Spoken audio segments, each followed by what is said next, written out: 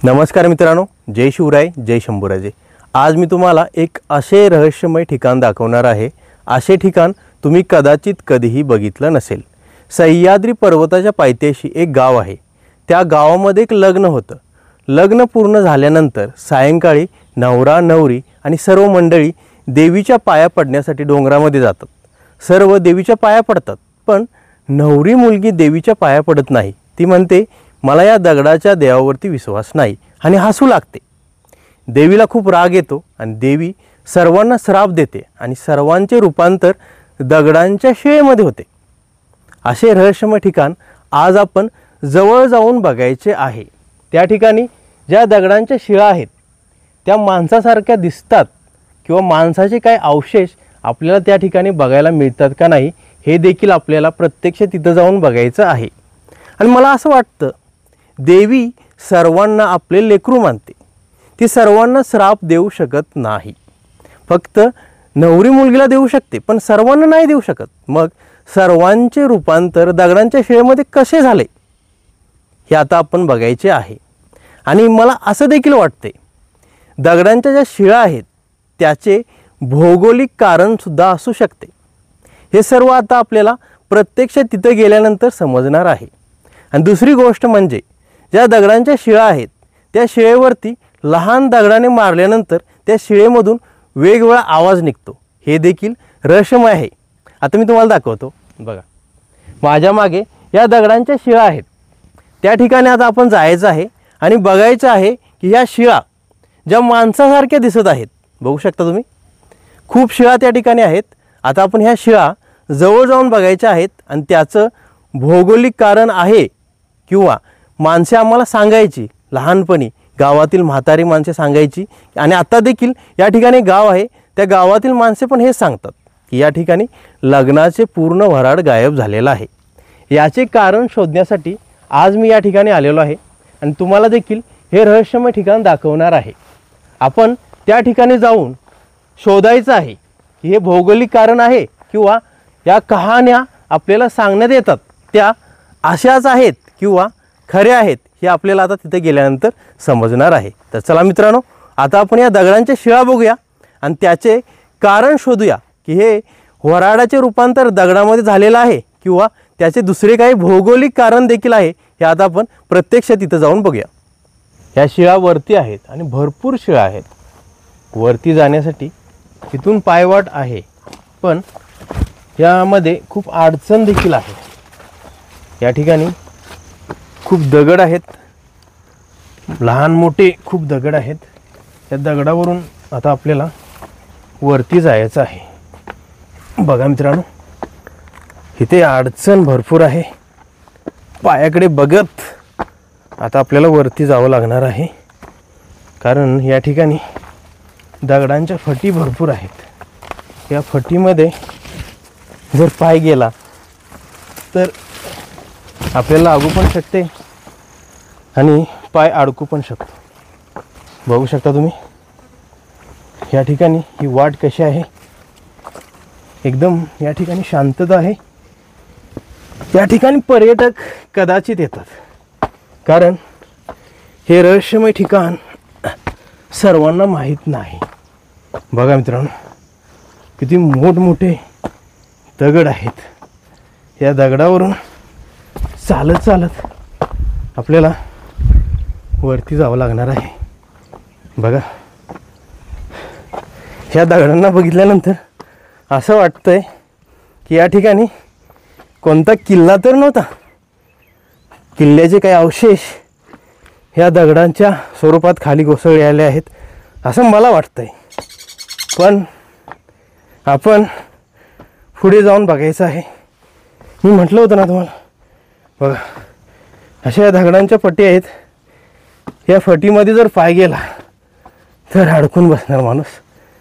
बघा मित्रांनो, मी आता ह्या शिळेंच्या एकदम जवळ आलेलो आहे आणि दगडांना पकडत आपल्याला वरती जावं लागत आहे।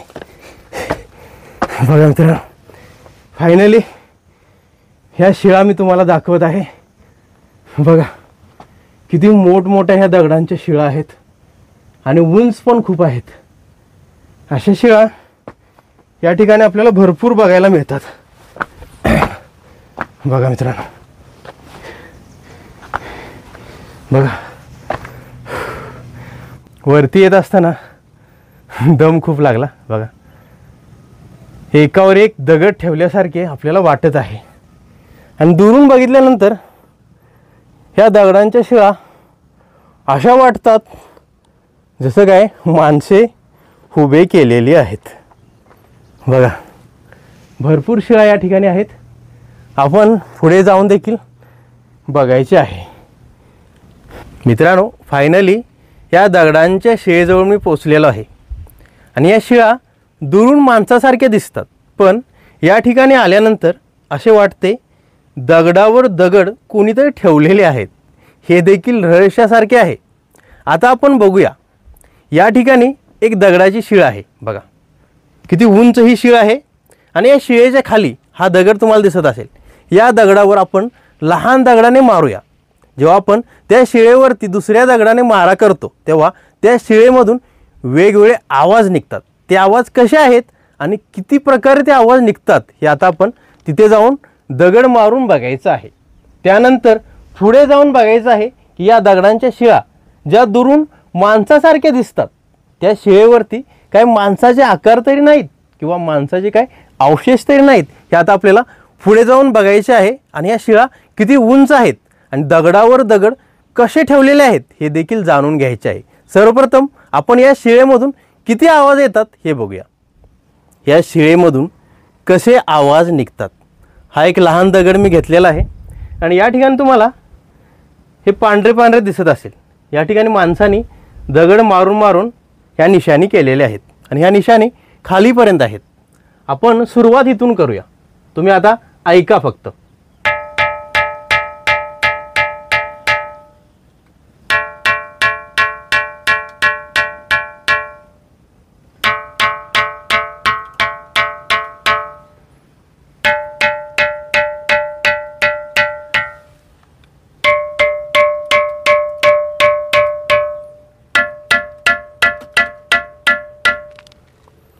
बघितलं मित्रांनो, ह्या लहान दगडाने जेव्हा मी ह्या मोठ्या शिळेवरती मारले तेव्हा या शिळेमधून वेगवेगळे आवाज निघले.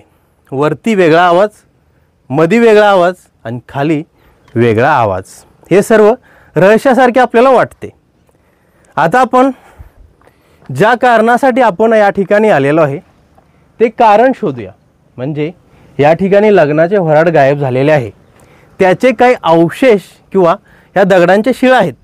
त्या शिळेवरती काही माणसाचे अवशेष आपल्याला बघायला मिळतात का बघूया. त्यानंतर भौगोलिक कारण शोधूया. म्हणजे आपल्या मनातील शंका दूर होईल.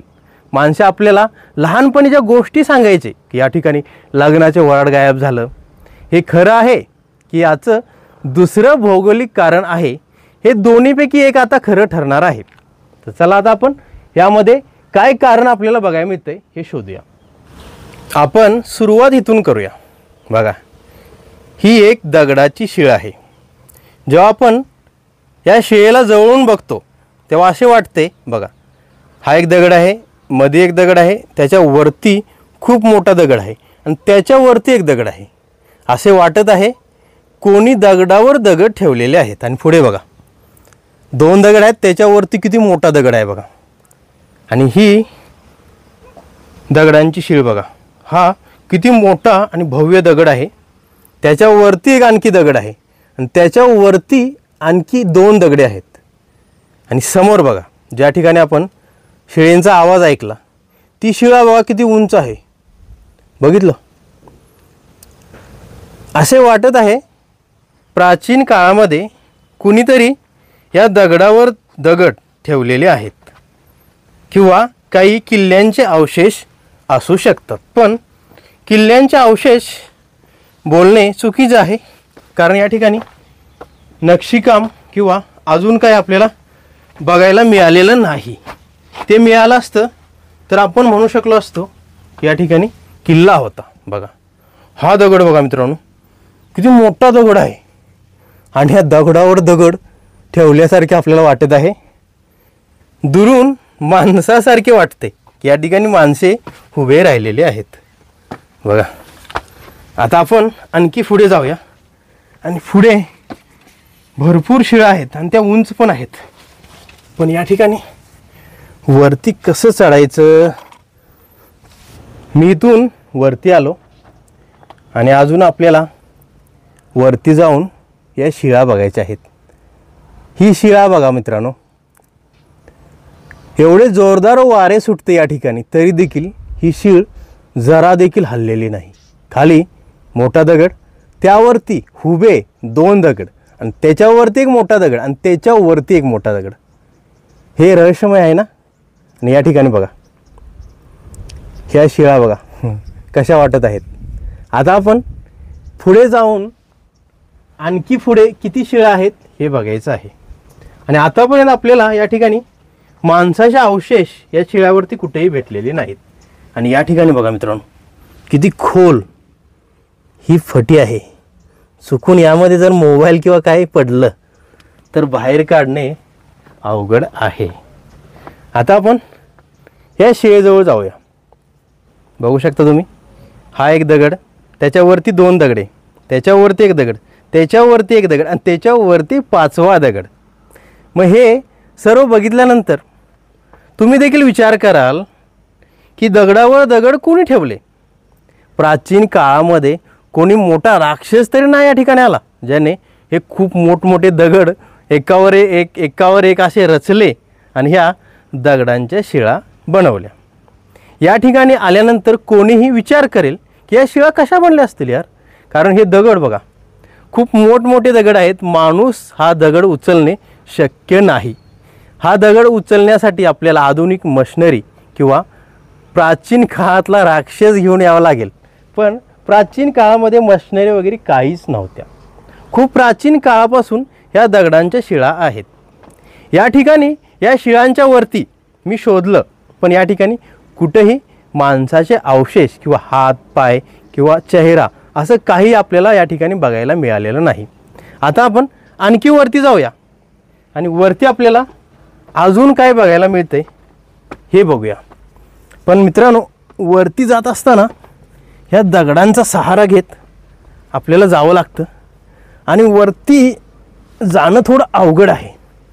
रिक्स घेतल्यासारखं आहे कारण खाली खोल मोठमोठ्या फटी आहेत. चुकून त्या फटीमध्ये जर आपण पडलो किंवा मोबाईल वगैरे काही पडला तर काढणं अवघड आहे. मी कसं तरी ह्या दगडांना पकडेत या ठिकाणी आलेलो आहे आणि तुम्ही बघू शकता ह्या शिळा बघा मित्रांनो किती उंच आहेत आणि खूप मोठमोठ्या दगडापासून बनवलेल्या आहेत. ही शीळ बघा, हे चौकोनी आकाराचे दगड आहेत आणि आपल्याला पुढे जाण्यासाठी या दगडावरून जंप करून पुढे जावं लागणार आहे. पण जंप करणे अवघड आहे. जर पाय घसरला तर डायरेक्ट आपण खाली पडणार. त्यामुळे मित्रांनो मी रिस्क काय घेत नाही कारण मी एकटा आलेलो आहे. जर खाली पडलो तर बाहेर कोण काढणार हा विषय आहे. आता मी तुम्हाला सांगतो आपण ज्या कारणासाठी जे रहस्य शोधण्यासाठी या ठिकाणी आलो त्याचं पहिलं कारण आपल्याला सापडलेलं आहे. या ठिकाणी माणसाचे कुठेही अवशेष आपल्याला बघायला मिळालेले नाहीत किंवा प्राचीन किल्ल्याचे काही अवशेष आपल्याला बघायला मिळालेले नाहीत. मग ह्या उंच दगडांच्या शिळा कशा बनल्या असतील, या दगडावर दगड कोणी ठेवले असतील याचं कारण मी तुम्हाला सांगतो. प्राचीन म्हणजे खूप प्राचीन काळामध्ये डायनासोरच्या काळामध्ये या ठिकाणी ज्वालामुखीचा उद्रेक झालेला असणार आणि ज्वालामुखीचा उद्रेक झाल्यानंतर लावा उंच वरती उडला आणि हवेमुळे तो गार झाला आणि गार होत होत होत खाली आला आणि या दगडांच्या शिळा बनल्या. पण तुम्ही म्हणाल हे दगडावर दगड ठेवल्यासारखे वाटत आहे. याचे कारण असे आहे जी दगडांची शीळ बनली म्हणजे ज्वालामुखीपासून जी अशी शीळ बनली त्यावर वातावरणाचा परिणाम झाला आणि ज्या ठिकाणी हवा घुसत गेली त्या ठिकाणी हे दगड अलग अलग झाले. म्हणजे या ठिकाणी कुठेही लग्नाचं वऱ्हाड वगैरे काही गायब झालेलं नाही.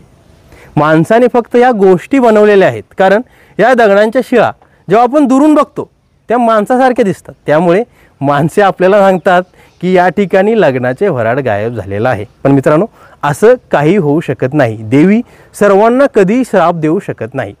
हे भौगोलिक कारण आहे. आणि खाली या ठिकाणी सर्वत्र हा सह्याद्री पर्वत दगडाने बनलेला आहे आणि दगड खूप आहेत.